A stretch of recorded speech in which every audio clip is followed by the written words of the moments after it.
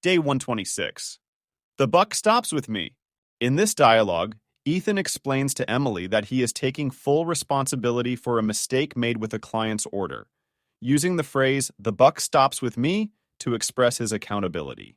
Emily asks for clarification on the phrase, and Ethan provides an explanation. They discuss the situation and steps to rectify the issue, emphasizing the importance of client trust and teamwork. Here comes the dialogue. I heard there was a mix-up with the client's order. How are we handling it? I've already started to address the issue. The buck stops with me on this one. The buck stops with me? What does that mean? It means I'm taking full responsibility for solving the problem. It's my duty to ensure it gets fixed. That's very professional of you. What went wrong exactly? There was a misunderstanding in the order specifications. It was partly due to unclear communication on our end. I see. Is there anything I can do to help? Thanks for offering, Emily. I could use your help in double-checking the revised order details before we confirm them with the client. Of course, I'll get on that right away. How did the client react? Understandably, they were upset at first, but I assured them we're on top of it, and they appreciated our commitment to making it right. It's good to hear they're giving us a chance to correct the mistake. Yes, maintaining their trust is our top priority. I believe we can turn this situation around with our quick response and attention to detail. Definitely. Let's make sure this doesn't happen again in the future. Day 127. Zip up your mouth. In this dialogue, Carlos congratulates Mia on her promotion, and Mia uses the phrase, "zip up your mouth," to ask Carlos to keep the information confidential. Carlos seeks clarification on the expression, and Mia explains that it means to keep the news a secret. They go on to discuss Mia's feelings about her new role and the importance of discretion until the promotion is officially announced. Here comes the dialogue. I heard you got the promotion. That's amazing news. Yes, but it's not public yet. Zip up your mouth. Zip up your mouth? What are you saying? It means you should keep this a secret. Don't talk about it yet. Oh, got it. My lips are sealed. Thank you. I don't want to cause any office drama until it's announced. Understandable. How are you feeling about the new position? I'm excited, but also a bit nervous about the added responsibilities. You're going to be great. You've already been doing so much more than your current role requires. I appreciate that, Carlos. I just hope everyone else will be supportive. They will be. You've earned it. When will the news be official? The announcement should be made at the end of the week. Well, I won't say a word until then. Congratulations again, Mia. Thanks, Carlos. I might need some advice from you soon. Anytime. Just let me know when.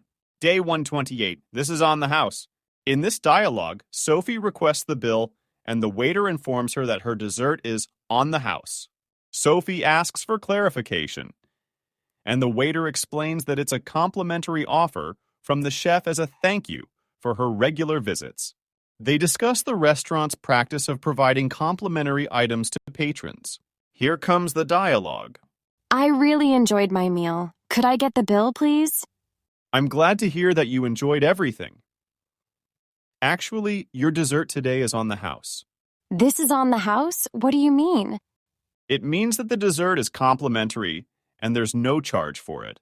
Oh, that's a lovely surprise. May I ask why? The chef wanted to thank you for being one of our regular customers. That's so kind. Please extend my gratitude to the chef. Of course I will. We appreciate your patronage. How often do you offer treats like this to customers? We occasionally do it for our regulars or when we have a special promotion. Well, it certainly makes a loyal customer feel very special. That's our aim. Would you like anything else for the evening? No, thank you. Just the bill minus the dessert, then. Absolutely. I'll be right back with that for you. Day 129. The lunch is on me. In this dialogue, James suggests going out for lunch after a meeting and reassures Anna that he will pay for it using the phrase, "the lunch is on me." Anna asks for clarification about the phrase, and James confirms that he's offering to buy her lunch as a treat. They continue discussing the lunch plans and the merits of the sandwich place James has suggested. Here comes the dialogue. After the meeting, let's grab lunch. I found a great new sandwich place. That sounds good, but I left my wallet at home today. Don't worry about it. The lunch is on me. The lunch is on me? Does that mean you're inviting me? Yes, it means I'll pay for your lunch. Consider it a treat. That's very generous of you, James. Thank you. It's my pleasure. You've been working hard, and it's nice to get out of the office. I could definitely use a break.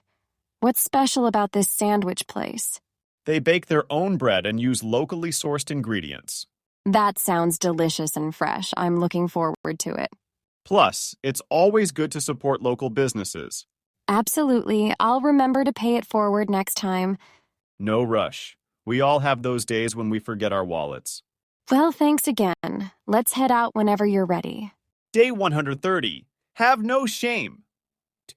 Shameless. In this dialogue, Kevin and Elaine discuss Paul's behavior of taking credit for Elaine's idea. Kevin asks for clarification on the phrase, has no shame, and Elaine explains that it means someone is shameless and not embarrassed about doing something wrong. They talk about addressing the issue and the importance of standing up for oneself. Kevin offers his support to Elaine. Here comes the dialogue. Did you see how Paul took credit for your idea in the meeting? Yes, I did. I couldn't believe it. He really has no shame. Has no shame? What does that mean?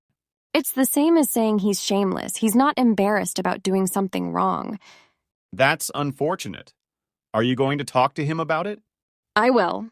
I think it's important to address these things directly. You're right. It's not fair for someone to take credit for another person's work. Exactly, and I don't want it to become a pattern. Do you think the boss noticed? I'm not sure, but I'll make sure to bring it up in our one-on-one. Good idea. It's important to stand up for yourself. I plan to. It's about principle, not just credit. Let me know if you need any support. I saw you present the idea last week. Thank you, Kevin. I appreciate that. Day 131. Butt out. Stay out of this. Keep your nose out of this. In this dialogue, Sandra expresses concern about Tina's argument with Mark, and Tina uses the phrase, butt out, to ask for privacy. Sandra seeks clarification on the phrase, and Tina explains that she prefers to handle the situation without interference. Sandra offers support if Tina needs it later, and they agree to move on to a different topic. Here comes the dialogue. I saw you and Mark arguing earlier. Is everything okay? It's just a minor disagreement. Butt out, please. Butt out? What does that mean? It means stay out of this. It's a personal matter. Oh, I'm sorry. I didn't mean to pry. It's okay. I just prefer to handle this privately. I understand. Just know that I'm here if you need someone to talk to. Thanks, Sandra. I might take you up on that later. No problem. I hope you and Mark can resolve things. I'm sure we will. We just need to cool down a bit. Sometimes a little space is all it takes. Exactly. We'll talk it through when the time is right. All right. Let's change the subject. How's your project going? It's going well. Thanks for asking. Day 132. I won't let the cat out of the bag. In this dialogue, Oliver and Megan discuss a surprise party for Julia. Megan uses the phrase, won't let the cat out of the bag, to assure Oliver that she will keep the party details a secret. Oliver asks for clarification on the phrase, and Megan explains that she won't reveal the secret. They go on to discuss their roles in organizing the surprise. Here comes the dialogue. I heard there's going to be a surprise party for Julia's birthday. Do you know anything about it? Yes, I'm actually helping to organize it, but I won't let the cat out of the bag. I won't let the cat out of the bag? What's that supposed to mean? It means I'm not going to reveal the secret or give away any details about the surprise. Got it. My lips are sealed too. When is the party? It's scheduled for next Friday evening. Does Julia suspect anything yet? Not at all. We've been very discreet with the planning. Where will it be held? At her favorite restaurant. They have a private room booked for us. That sounds perfect. Is there anything I can do to help? Could you help with distracting Julia on the day of the party? Absolutely. I'll make sure she's none the wiser. Thanks, Oliver. I knew I could count on you. Day 133, let's go halves. In this dialogue, Julian and Casey discuss purchasing a new video game. Casey suggests that they go halves on the cost, and Julian asks for clarification on what that means. Casey explains that they would split the cost evenly. They discuss logistics for sharing the game and what to do if they decide to sell it in the future. They discuss logistics for sharing the game and what to do if they decide to sell it in the future. Here comes the dialogue. This new video game is pretty expensive, but I really want to get it. I've been wanting to play it too. Why don't we go halves on it? Go halves? What do you mean? It means we both pay half the price, so we share the cost equally. That's a great idea. It would be much more affordable. Exactly, and we can take turns playing it. How will we decide who gets to play first? Maybe we can schedule times, or one of us can play while the other watches. That could work. We should also agree on how we'll handle the game if one of us wants to sell it later. We can write down some rules, like if one wants to sell, the other has the option to buy out their half first. Sounds fair? And if we both want to sell, we split the proceeds. Perfect. Let's do that then. Want to go buy the game this weekend? Absolutely. Let's go halves and enjoy the game together. Day 134. I'll pick up the check. I'll pick up the tab. In this dialogue, Heather offers to pay for the meal by saying, I'll pick up the check. Ryan asks for clarification, and Heather explains that it means she will cover the cost. They discuss the gesture of appreciation and make plans for a future meal. Here comes the dialogue. That was a fantastic dinner. How much do we owe? Don't worry about it, Ryan. I'll pick up the check. You'll pick up the check? What does that mean? It means I will pay for the entire meal. Are you sure? We can split it if you like. I'm certain. It's my way of saying thanks for your help with the project. That's very kind of you, but it's not necessary. I insist. Consider it a small token of my appreciation. Well, in that case, thank you very much. I'm glad I could assist. It's my pleasure. Maybe next time you can pick up the tab. Pick up the tab? Is that the same as picking up the check? Exactly. It's just another way to say it. And next time, it'll be your turn. It's a deal! And next time, let's try that new seafood place. Sounds like a plan. Thank you again for tonight, Ryan. Day 135. Would you check if my suit is ready to go? I wonder if my car is ready to go. In this dialogue, Alex is preparing for a wedding and asks Sam to check on the status of his suit, using the phrase ready to go to refer to its readiness for pickup. Sam asks for clarification on the phrase, and Alex explains. Sam then helps by calling both the tailor and the mechanic to ensure Alex's suit and car are prepared for the upcoming event. Here comes the dialogue. I have a wedding to attend this weekend, and I'm not sure if my suit is back from the tailor. Would you check if my suit is ready to go? Sure, I can call the tailor for you, but what do you mean by ready to go? I mean, is it finished and prepared for me to pick up? Got it. I'll give them a quick call now. Your suit will be ready for pickup this afternoon. Great, thanks for checking. I wonder if my car is ready to go as well. You mean from the mechanic's shop? Yeah, they were supposed to fix the brakes. Do you want me to call them too? If you wouldn't mind, that would be fantastic. Not a problem. I'll call them next. The mechanic said your car is all set and ready to go. Perfect. I'm all set for the weekend then. Thanks for your help, Sam. Anytime, Alex. Enjoy the wedding. Day 136. Two cars collided head-on, totaling each other. In this dialogue, Emma informs Jack about a traffic accident involving two cars that collided and were totaled. Jack asks for clarification on what totaled means. And Emma explains that the cars were damaged beyond repair. They discuss the circumstances and the importance of attentive driving. Here comes the dialogue. Did you hear about the accident on Main Street this morning?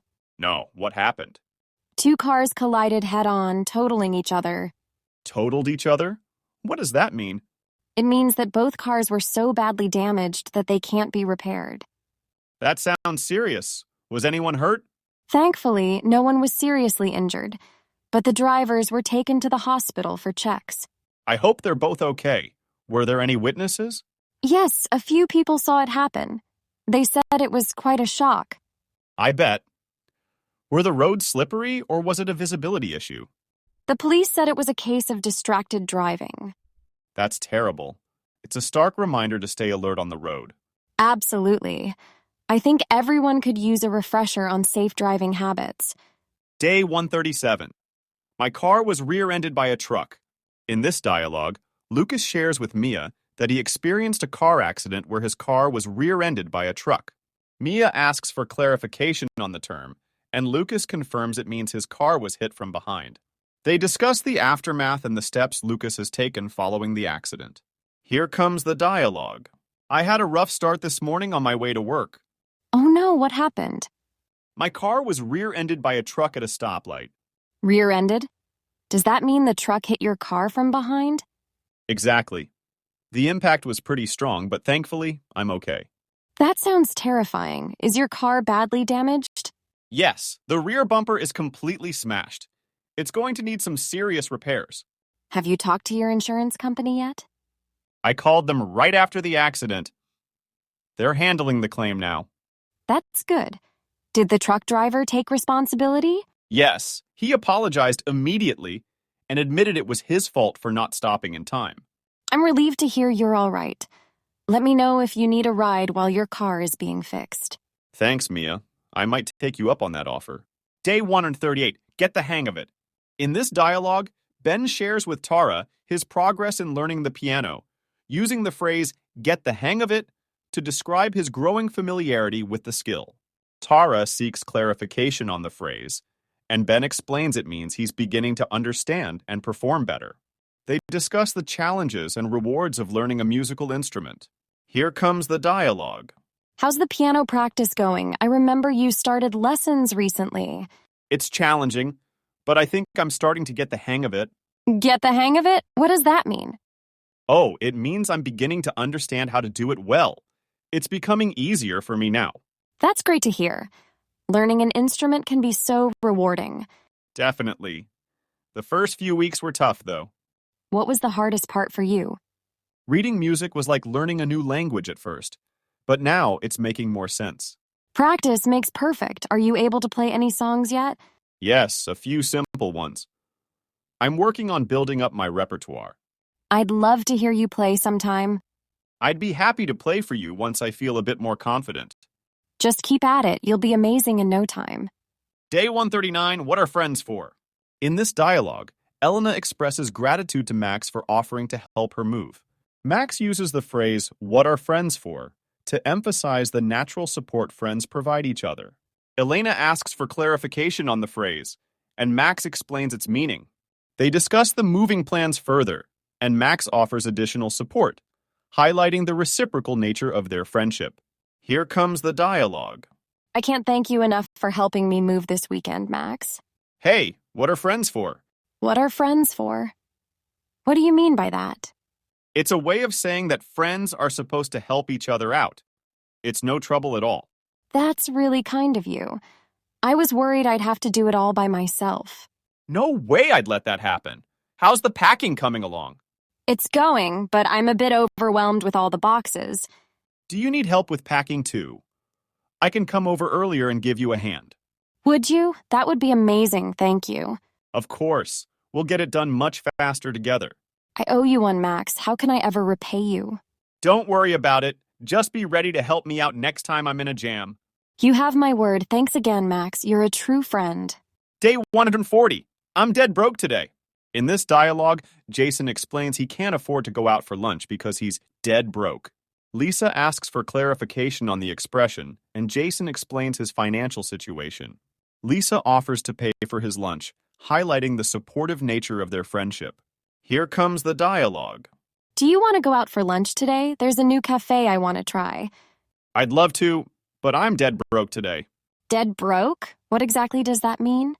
It means I have absolutely no money at the moment. I had to pay some unexpected bills. Got it, that's tough. Well, how about I cover you for lunch? You can pay me back another time. Really? I wouldn't want to inconvenience you. It's no inconvenience at all. Friends help each other out. That's very kind of you, Lisa. I'll make sure to pay you back as soon as I can. Don't worry about it too much. Let's just enjoy the lunch. Thank you, Lisa. I owe you one. It's all good. What are friends for, right? Absolutely, I'm grateful.